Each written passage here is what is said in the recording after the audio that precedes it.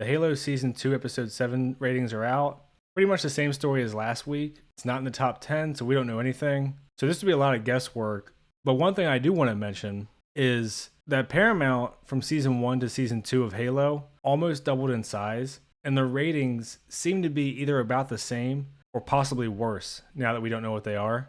We don't know what they were for Season 1 either, other than over 5 million households watched Episode 1 in the first 24 hours, and then Paramount never shared anything else after that. So really quickly, here's the numbers.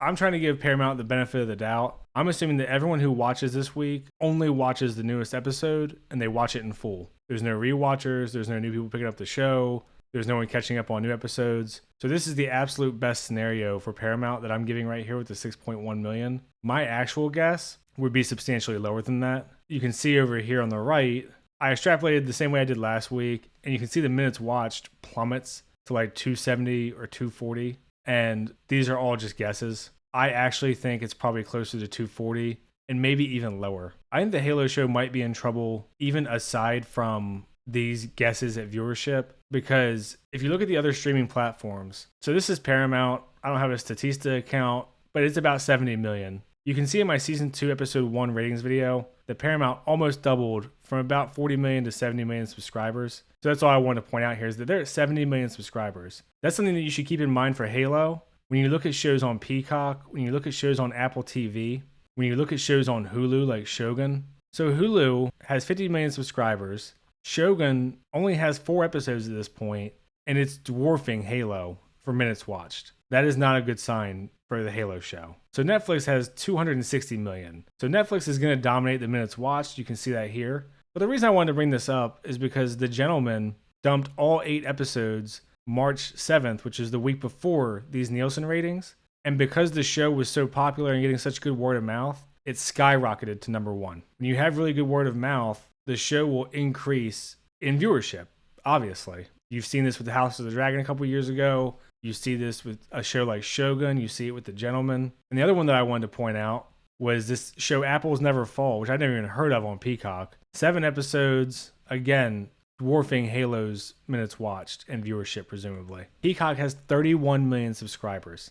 That is less than half of Paramount Plus's subscribers, and it's destroying Halo. Again, a really bad sign for the Halo show. And one more that I wanted to mention, but there's nothing official, is Masters of the Air with 9 episodes also beat Halo.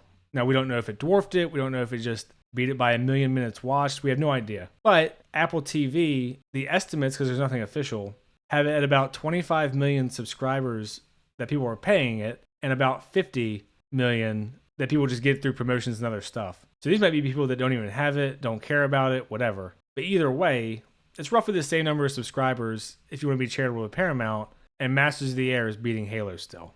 I just want to talk briefly about this. There's not too much change, not too much to say. If you're positive for the Halo show, at this point I think you have to hope that it's around that 6 million viewership mark, which I think is being super optimistic, and hope that that's enough, because it has to overcome the merger, it has to overcome its big budget. So there's still a chance it gets renewed, because it is an established IP. Maybe Skydance will say, look, it's a big name. We're going to keep it going and see if we can get something from it. That's always a possibility.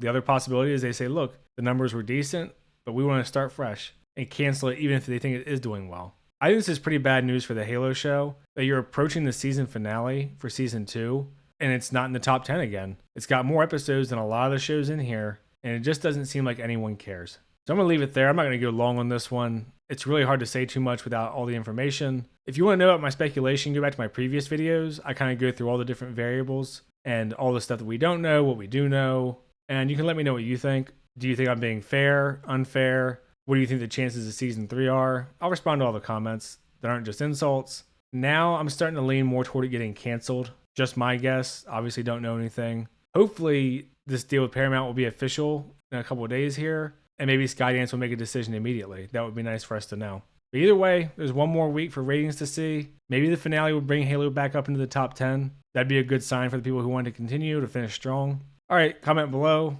I'll respond, like and subscribe and all that. Thanks. See ya.